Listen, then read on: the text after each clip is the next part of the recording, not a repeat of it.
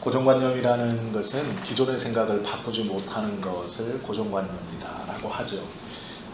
이러한 고정관념에 사로잡혀서 하나님의 일도 하려고 하지만 하나님은 너무 자주 이 고정관념을 깨고 바꾸셔서 당신의 일을 이루어 가시기도 합니다. 이사야서 55장 8절에서 9절에 보면 하나님께서 이렇게 말씀하십니다.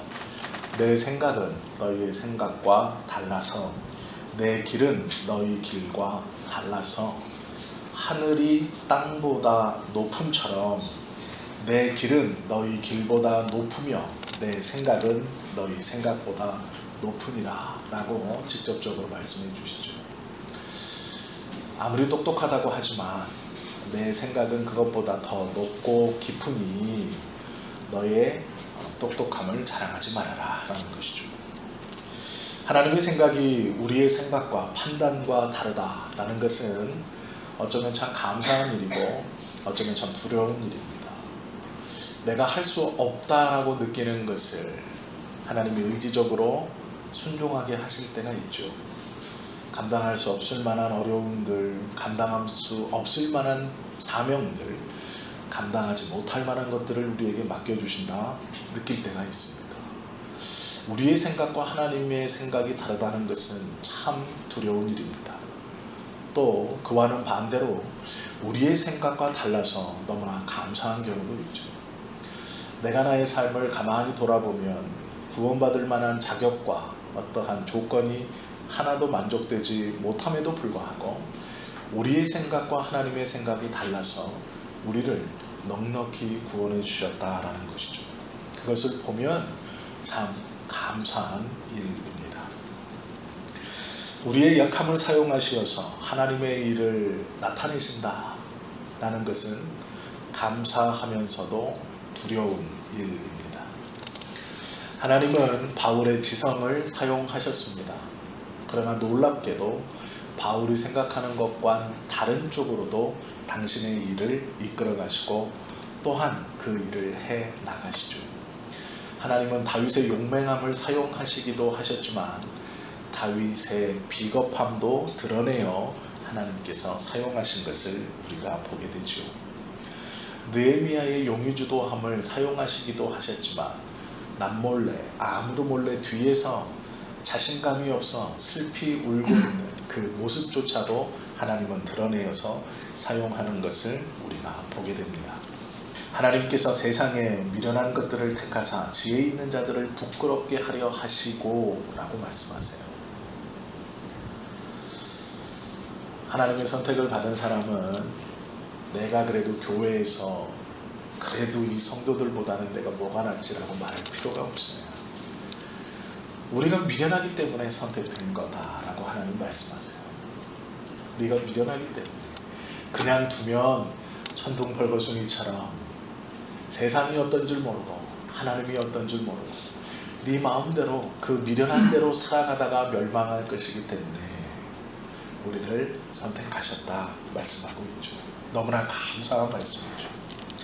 또한 연결되는 말씀은 이겁니다.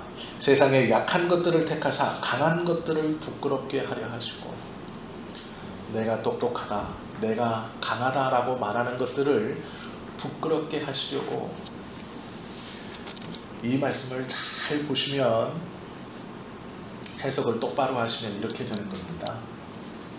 우리가 미련해서 선택됐다 이것도 물론 맞지만 강하다고 생각하고 똑똑하다고 생각하는 사람들을 부끄럽게 하고 창피하게 하고 그들을 우리와 동일하게 미련하게 가난하게 하셔서 부르시기 위해서 먼저 가난한 자들, 먼저 미련한 자들을 선택하신 겁니다.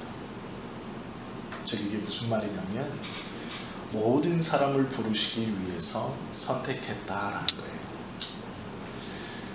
우리가 미련하고 가난하여서 하나님께서 보시기에 먼저 우리를 불러 예수 믿게 하시고 우리를 그리스도 안에 품어주시는 똑똑하다고 생각하는 저들, 강하다고 생각하는 저들을 우리를 통하여 부끄럽게 하시고 그들도 그들 스스로 내가 똑똑한 자 같더니 미련한 자구나, 내가 강한 줄 알았더니 약한 자구나 라는 것을 고백하게 하시고 그들도 구원하시기 위해서 우리를 먼저 불러주신 것이다 라는 것이죠. 하나님께서 약한 자들을 들어 쓰심은 가난한 자들에게 면박 주기 위해서, 무함을 주기 위해서, 저들로 망신을 주기 위해서 가난한 자들을 들어서 부요한 자들을 부끄럽게 하시는 게 아닙니다. 하나님은요, 그 사람이 부끄럽든 부끄럽지 않든 상관없는 분이에요. 우리가 상대적으로 가난하든 그가 상대적으로 부요하든 하나님은 상관이 없는 분입니다. 우리의 가난과 하나님의 가난은 연결되어 있지 않기 때문입니다. 우리는 가난할 수 있죠. 그러나 하나님은 가난하지 않습니다. 그런데 하나님께서 약한 자와 가난한 자와 억눌린 자를 붙들어 당신의 백성으로 삼아주심은 그들을 시작으로 부요하다 느끼는 자들, 스스로 강하다고 느끼는 자들도 붙들어 하나님 안으로 두시기 위하여 우리를 먼저 선택하셨다라는 것이죠. 이것이 하나님의 마음입니다. 약한 자를 들어 쓰시는 한 가지 이유는 모두를 구원하시고자 라는 것이죠. 반대로 강한 자들을 먼저 들어 쓰신다고 생각해 보십시오. 약한 자들은 어디에서 누가 붙들어 사용하겠습니까? 약한 자들을 먼저 붙들어 사용하시고 그 약한 자들을 사용하시는 하나님의 놀라운 은혜를 보고 강한 자들도 붙들어 당신의 백성으로 삼기 위해서 우리를 먼저 선택하셨다라는 것이죠. 그러기에 내가 먼저 예수님을 믿고 있다고 아직은 하나님의 부름 안에 들어오지 못한 저들을 불쌍하다거나 우리보다 낫다거나 너는 돈은 있지만 예수는 안 믿잖아 라고 생각할 필요가 없다라는 것입니다. 하나님은 약한 자들인 우리를 선택하시고 스스로 강하다고 느끼는 저들도 결국 붙들어 하나님의 은혜 안에 두시기 위해서 우리를 선택하셨다라는 것이죠. 그러기에 공평하신 하나님이라고 노래하고 그 하나님의 은혜와 사랑이 어떠함을 깨닫는 자는 반대로 부요함이 상관이 없고 강하고 약함이 상관이 없어지는 것이죠. 하나님께서는 모두를 동일하게 사랑하시기 때문이다라는 걸 깨닫기에 그렇습니다. 하나님의 은혜라는 것을 먼저 우리들에게 가르쳐 주시고 그 은혜가 어떠함을 깨달은 우리는 아직 강하다고 아직 부요하다고 생각하는 저들을 위해서 기도하게 하시고 그 기도를 마중물로 하여서 그들의 영혼도 구원하시기를 원하시는 것이 하나님의 마음입니다. 그래서 교회는 우리끼리 좋을 수 없는 겁니다. 인원이 중요한 게 아니고 지금 우리가 너무 좋다라고 할 수가 없는 것이죠. 우리끼리 좋으라고 하나님이 우리를 부르시지 않았기 때문입니다. 아직은 강하다고 느끼고 아직은 부요하다고 느끼는 저들을 위해 기도하고 그들의 영혼도 하나님께서 붙들게 해달라고 기도하게 하시기 위해서 우리들을 불러주셨고 모이게 하셨기 때문이죠. 사무엘이 다윗을 기름 부을 때 다윗은 막내 아들이었고 형들에게 부모에게 무시당하는 자였습니다. 그를 들어 이스라엘의 왕이 되게 하시고 그 아픔과 상처가 있었던 다윗은 자신의 백성들을 하나님의 백성으로 고백하며 살뜰히 챙기려고 노력합니다. 성경에 보면 별로 좋지 못한 가문에 별로 좋지 못한 출생인 기드온을 택하여서 300명을 가지고 미디안 13만 5천의 군사를 물리치는 일을 하나님은 이루시죠. 왜 그럴까요? 하나님께서 약하고 천한 사람을 들어 쓰심은 나는 너희 모두를 사랑한다. 너희 어떤 누구도 내 손에 붙들리면 쓰임받을 수 있다는 것을 보여주시기 위해서입니다.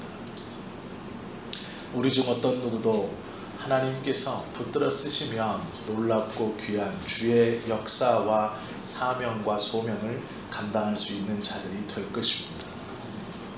그러나 쓰임받지 못한다고 하여서 실망하실 필요는 전혀 없습니다.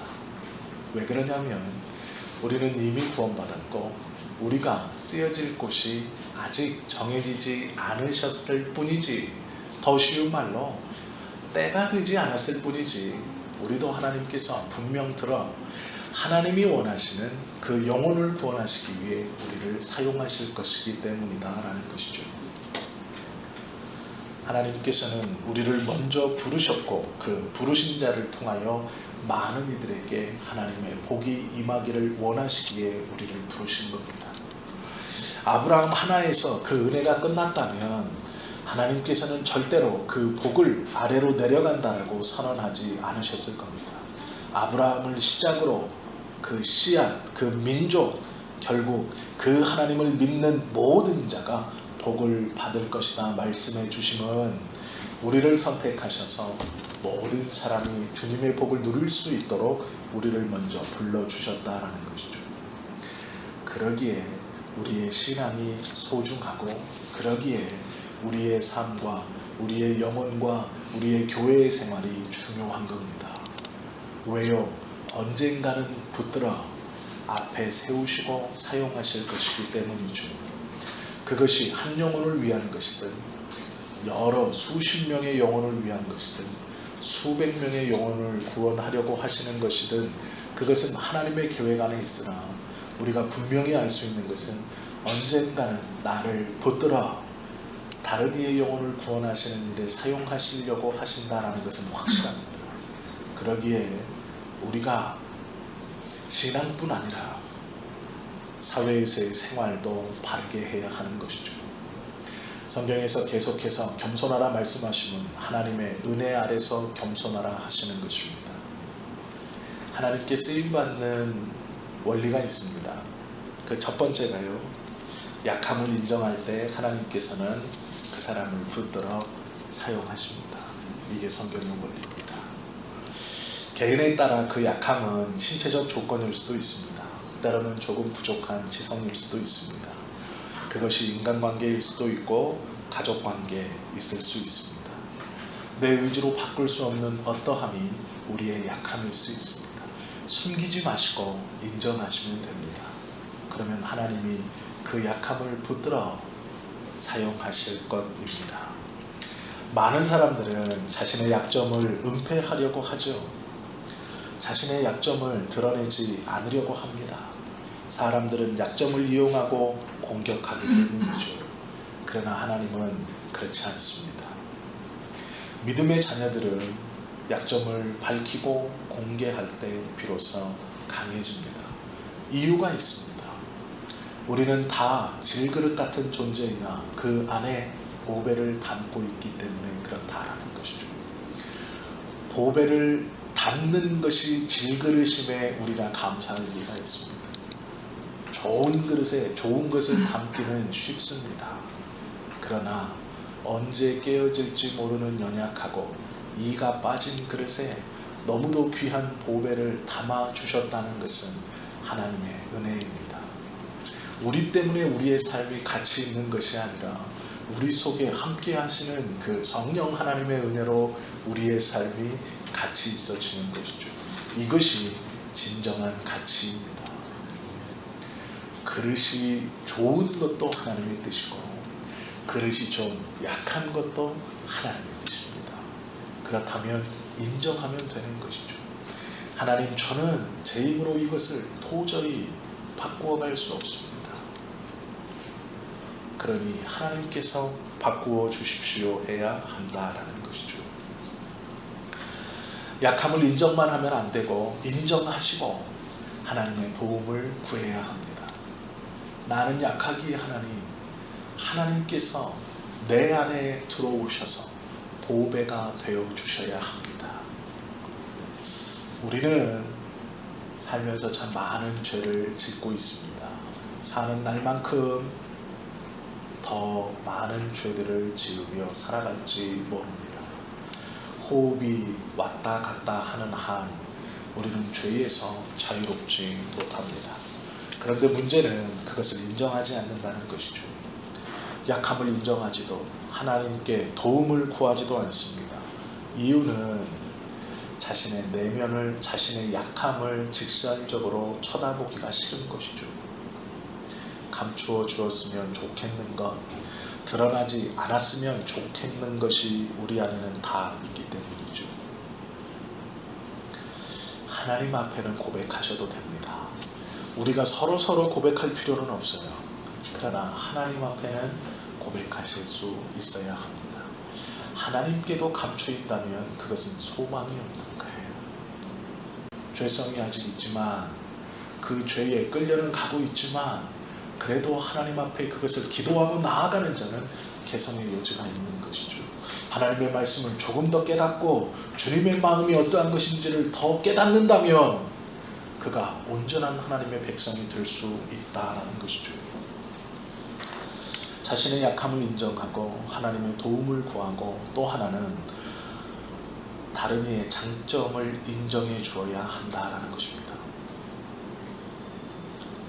사람은 다른 사람의 장점을 잘 인정하려고 하지 않습니다.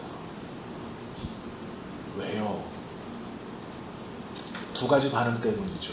하나는 네가 뭔데? 라는 말이 들려올까? 또 하나는 자존심이 상하기 때문입니다.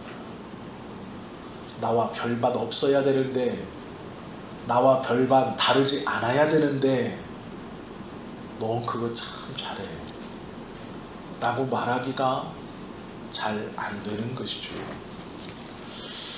다른 사람에게 독해 보여야 이용당하지 않아 세상은 그렇게 가르칩니다. 네가 계속 이용당하는 건 네가 맹하기 때문이야 라고 말하죠. 네가 선하고 네가 착하고 베풀기를 좋아해서야 라고 말하지 않습니다. 네가 맹한 거야 라고 가르칩니다. 독해야지 라고 가르친다라는 것이죠. 하나님의 큰 비전과 사명을 가지고 모여있는 교회 공동체는 어떨까요? 조금 잘하는 사람이 있을 겁니다. 그걸 인정해 주셔야 돼요. 나의 옆에 있는 사람이 나보다 그것을 잘한다면 인정해 주십시오. 하나님의 일에 노곤하짐은 없어요. 무엇을 한다고 해서 교회에서 더 인정받고, 보이지 않는 곳에서 한다고 해서 덜 인정받고 하지 않습니다. 하나님은 어떠한 일을 하느냐로 평가하시는 게 아니라 그 마음이 어떠한 마음을 가지고 그 일을 하느냐를 가지고 보고 계시기 때문이죠. 강한 것을 잡고 나누면 경쟁자가 늡니다. 그러나 약함을 잡고 나누면 기도의 동역자가 모이게 되는 것이 교회의 일입니다. 우리가 욥기를 읽으면서 참 재미있게 보는 이유는 아무것도 가질 수 없었던, 모든 것을 다 빼앗겨 보았던 욥의 고백이기 때문에 더 강력한 메시지가 우리에게 전달되는 것이죠. 사도행전 14장 14절에 보면 어찌하여 이러한 일을 행하느냐, 우리도 너희들과 같은 성정을 가진 사람이다 라고 말합니다. 이게 무슨 얘기냐면요, 베드로의 신앙 고백을 예수님께서 하나님께서 너에게 이것을 알게 해주셨다라고 칭찬해 주셨습니다. 바울이 놀라운 기적과 이적을 행하자 그 사람들이 바울을 신의 아들이라고 칭송합니다. 신의 대리자라고 칭송합니다. 그러자 바울이 하는 말이에요. 우리를 이렇게 칭송함이 어쩌한 일이냐, 우리는 너희와 똑같은 사람이다. 칭송을 받는 이는 오직 하나님이시다라는 말이죠. 우리가 무엇을 잘할 수 있습니다. 어떠한 사람은 말로써 하나님의 일을 잘 감당하는 분이 있어요. 깨닫게 해주고 그것을 알게 해주죠. 그는 그대로 존중받고, 말은 잘 뛰어나지 못하지만 삶으로, 행동으로 작은 것에서 하나님의 일들을 이루어가고 지켜나가는 사람이 있다면 그는 그대로 칭찬받고 그의 장점으로 하나님 앞에 나아갈 수 있다는 것입니다. 개인이 쓰임받는 것도 참으로 중요하고, 공동체가 하나님 앞에 쓰임받는 것도 참으로 중요하다라는 것입니다. 하나님 앞에서의 겸손은 은혜 앞에서의 겸손이며, 맡겨진 일에는 순종하는 것이 진정한 겸손입니다. 우리는 다 약하지요. 하나하나 따져보면 약점이 다 있습니다. 그러나 괜찮습니다. 교회 공동체 안에서는 그 약점을 가지고 아무도 트집을 잡아서는 안 됩니다. 그것을 가지고 차별을 하거나 따돌려서는 안 됩니다. 그것이 하나님의 뜻이 아니기 때문이죠. 그 약한 우리들을 들어 하나님께서 어쩌면 부요하다 생각하는 교회를 돌아오게 하시려고 하시는지 모릅니다. 스스로 강하다고 생각하는 교회를 돌아오게 하시는지도 모릅니다. 약한 우리들을 들어 스스로 강하다고 생각하는 성도들과 세상의 사람들을 하나님의 품으로 돌아오게 우리를 사용하실지 모른다라는 것이죠. 우리가 조금만 더 하나님 앞에 기도하고 조금 더 하나님의 은혜를 구하고 그러면 하나님의 때가 되매 우리 성도님들 한 분 한 분을 또 우리 성지 교회를 하나님께서 붙드셔서 놀랍게 사용하실 것입니다. 그것을 기대하고 안 하고는 우리의 삶의 출발이 다른 아주 큰 정말 다른 결론을 맞이하게 될 것입니다. 교회 생활뿐 아니라 가정에서의 신앙과 직장에서의 신앙과 친구들 사이에서의 신앙생활도 유의하시고 주의하십시오. 그리고 잘 하십시오. 어느 곳에 있든지 그 신앙의 모양과 능력을 잘 관리하십시오. 하나님께서 어느 때 들어 사용하실지 모릅니다. 우리 성지교회 또한 마찬가지입니다. 하나님께서 어느 때 들어 사용하실지 모르니 교회의 외형뿐 아니라 우리가 함께 한 믿음으로 기도하고 그 쓰임을 소망하며 나아가는 것이 하나님께서 언제든지 들었을 그러한 은혜 앞에 겸손한 그러나 말씀 앞에 순종하는 교회의 모습이라는 것을 우리 모두가 함께 기억해야 할 것입니다. 바울의 고백처럼 우리도 약한 가운데 하나님의 은혜만을 붙들고 그 은혜 때문에 약한 우리들이 귀하게 쓰임받을 수 있기를 예수님의 이름으로 축원합니다. 기도하시겠습니다.